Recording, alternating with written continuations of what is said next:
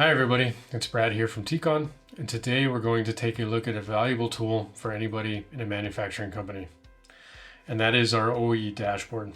So OEE is of course an important KPI for any company producing something worldwide. It is of course built up of the factors of availability, performance, and quality. And here in this overview, you can see which data fed into providing these figures listed here. So for example, for availability, you can see we didn't reach 100%, and here we have an overview of the various different downtimes we had that contributed us to only reaching 60 or 86%.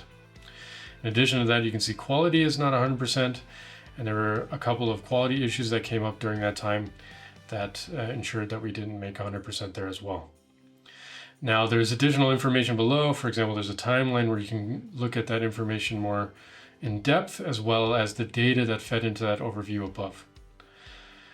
That provides a quick overview. Of course, there is a standardized way of doing OEE, but every company has their own variabilities, so they can define and categorize OEE as they see fit. That can be customized in the system, and they can define, for example, what aspects are considered relevant for availability or not. So that is an important tool to provide a quick overview of OEE over various different work centers or various different time frames, and that's an integrated part of our MES suite.